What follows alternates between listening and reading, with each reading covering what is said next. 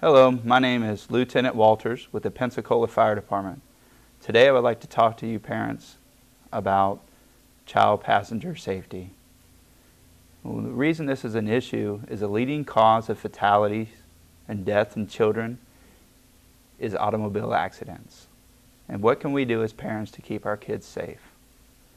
Well, statistically, there's over 100 fatalities every day. And the things that we can do to reduce this is use child seats. Now NISTA, which is the National Highway Safety Traffic Administration, has got 4 important steps that as a parent can help you. Step 1 is selection. Selecting the right seat for your child. When the baby is born, we want them to be in what we call a rear-facing position. We have infant carriers, the kind with a handle on it. And then we also have convertible seats that you can buy one seat, and as the child grows, you can turn it from rear-facing to forward-facing. The American Academy of Pediatrics recommendation is for the child to be rear-facing up until the age of 2. However, the best practice and the safest practice for your child is to find out what the child restraints upper weight limits and height limits are for the seat to be rear-facing, and to keep the child rear-facing to that point. The next thing, once we've selected the seat that's appropriate for your child, whether we're dealing with an infant seat, a forward-facing seat, or a belt positioning booster, we would want to talk about the direction of the seat. So whether we want them to be rear-facing or forward-facing. And again, that's the best practice is the upper weight limit, but you as a parent would make the tough choice on that. Their current recommendation from the American Academy of Pediatrics, again, is 2 years of age, that they would remain rear-facing until 2. The reason for that is because babies' heads, necks, and spines are not fully developed like ours. So by turning them around, the seat actually provides support on the back of them through an automobile crash. Most accidents are frontal collisions. Approximately 70% of those are frontal collisions. So if you think about if you're in an accident, how your body goes forward and comes back, we want to keep the child's head, back, and spine as one unit through the seat to carry them through the motion. So that is why we want them rear-facing. So when they grow up, we can move them to a forward-facing position. And there's different seats on the market that accommodate them all the way up into 4'9" or 57 inches. That's the magic number that at that point, around 8 years old, a child can wear a seatbelt. And when we're wearing our seatbelt, what we're looking for is it to make contact on our bones, similar to our collarbones, and our pelvic bones. So those selections and those directions go from infants up until about 8 years old. The next thing we want to talk about is location in an automobile. And most cars today have airbags in the front seats. So we don't want to put a child that is 13 or younger in front of an airbag. At 13, they can ride in the front seat in front of an airbag, but any child under the age of 13 should ride in the rear position of the car. That is the safest location for them. So we've talked about selection, direction, and location, and the last step is installation. So we want to make sure that we install it correctly. And some of the things that we see when parents bring seats in for safety checks is using the wrong belt path on a seat. This seat right here is what we call a convertible seat, and it converts from forward-facing to rear-facing. Right here on the side of the seat, it'll tell you that this is for the rear-facing belt path or the forward-facing belt path. So we want to make sure that we route the seat belt or the latch harness through the correct belt path. The other thing that we see quite frequently is on the back of the seat, there's different harnessing slots. Generally, the upper slots are reinforced. They're engineered to keep the seat belt from pulling through the seat in an accident. Whereas when the seat was rear facing, when you first got it out of the box, and it was in the lower brackets, the lower harness slots, those are not reinforced.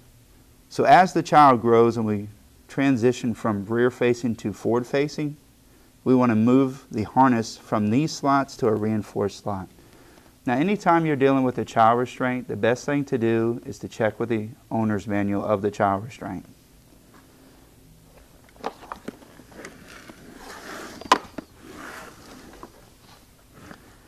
Now also in the harness, when the child is rear facing, the harness straps need to be at or below their shoulders.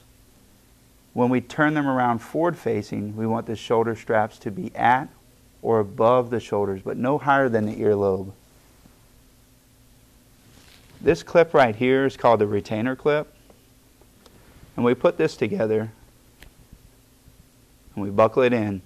We want it to be armpit level, so it makes bone contact, armpit level. The 5-point harness or the 3-point harness, I'll have a buckle. And we want to make sure that we adjust that in the crotch area to the height and weight of the child. And a lot of those are movable. When you tighten the harness, one of the things you're looking for is what we do, we call a pinch test. And you can see as I'm trying to pinch this webbing, it's sliding off my fingers. Now if I make it a little looser, and I'm able to pinch the webbing together with my fingers, that is entirely too loose. So adjust the harness so that when you try to grab it, it slides off your fingers. Some of the other problems that we see is some of the newer vehicles manufactured after 2002 have what they call LATCH, which is lower anchors and tethers for children. The lower anchors are found in the crease of your seat.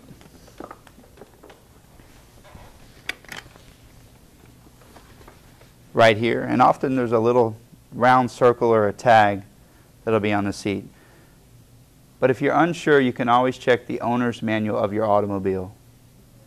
And on the rear portion of the seat, there will be what we call a top anchor.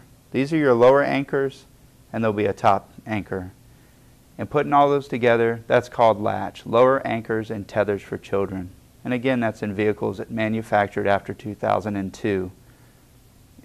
If you would like to know whether you have it or not, check your owner's manual. But often what we'll see is the latch being used in conjunction with the seat belt. And often what I get from parents is, which one is safer? Well, honestly, they're both equally safe. It's which one are you going to use correctly every time. The latch is designed to be used for children who weigh less than 40 pounds. Some of them go higher, but on industry standard is about 40 pounds.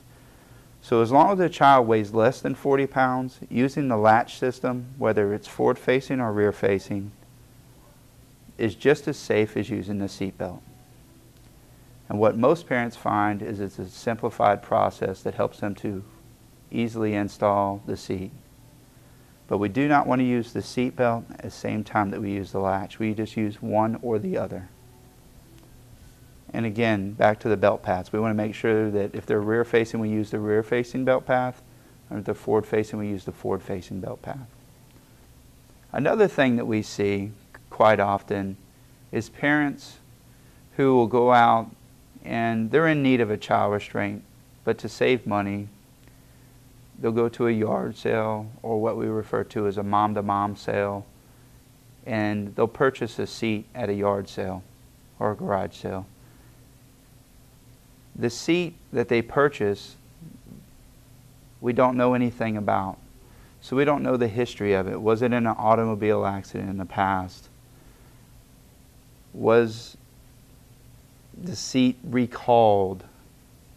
If you don't know the history of the seat, the best thing to do is not to purchase the seat. Now, if you purchase a seat or you get a seat from somebody that you know that knows the history, then obviously it's okay. But before we use the seat, we still want to check the recall status. And the way that you can do that is through nista.gov, which is the National Highway Traffic Safety Administration's website. And the things you'll need to know, Mom or Dad, for that is the model number, the date of manufacture, and the manufacturer of the seat. And most of those, if they have all the labels and decals on the seat, will be found somewhere on the seat, similar to right here. It has all the information that I need. Now, a lot of parents don't know that seats expire. And this seat will expire from the date of manufacture. Industry standard is about 6 years. There are some seats that go to 10 years. And quite often on the back seat also, it's stamped in the plastic, it will say, do not use this seat after December 2012, or whatever the expiration date would be. And again, whatever the manufacturer suggests is what we want to go with. That's the safest and best practice. Additional information can be found at the National Highway Safety Traffic Administration's website, which is nista.gov. If you go to their website and click on the child restraint portion, they have all this information plus more information that can help you and your child be safe so you don't end up a statistic on the highway.